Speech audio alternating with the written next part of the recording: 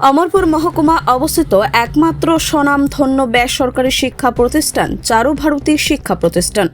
শিক্ষা প্রতিষ্ঠানটি গোটা মহকুমা জুড়ে যেমন রয়েছে সুনাম, তেমনি রয়েছে গুণগত মানের শিক্ষাদান। পাশাপাশি স্কুলটিতে সামাজিক কর্মসূচি কিংবা খেলাধুলার মান অনেকাংশেই প্রশংসনীয়। রবিবার চারুভারতী শিক্ষা সদনের উদ্যোগে বার্ষিক ক্রীড়া প্রতিযোগিতা অনুষ্ঠিত হয় সদনের মাঠে। বার্ষিক ক্রীড়া প্রতিযোগিতার আনুষ্ঠানিক সূচনা করেন অমরপুরের বিধায়ক রঞ্জিত দাস, নগর পঞ্চায়েতের চেয়ারম্যান বিকাশ সাহা, চারুভারতী শিক্ষা সদনের প্রতিষ্ঠাতা প্রাক্তন শিক্ষক তথা রাষ্ট্রপতি পুরস্কারপ্রাপ্ত শিক্ষক পরিমল দাস এবং স্কুলের প্রিন্সিপাল। উদ্বোধন শেষে ছাত্রছাত্রীদের মধ্যে বিভিন্ন ইভেন্টে প্রতিযোগিতামূলক খেলাধুলা শুরু হয়। খেলাধুলার মধ্য দিয়ে বিজয়ীদের হাতে পুরস্কার তুলে দেন উপস্থিত অতিথিবর্গরা।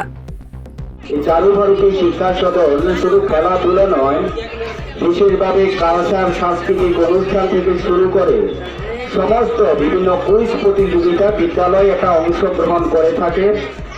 অল্প সংখ্যক ছাত্র থাকলেও এদের যে প্রতিভা বা এদেরকে বিদ্যালয়ে যেভাবে নার্সিং করানো হয়, সেটা আমরা অমরপুরে বিভিন্ন যখন প্রতিযোগিতামূলক অনুষ্ঠান অনুষ্ঠিত হয় সেখানে তাদের দক্ষতার পরিচয় দেয়।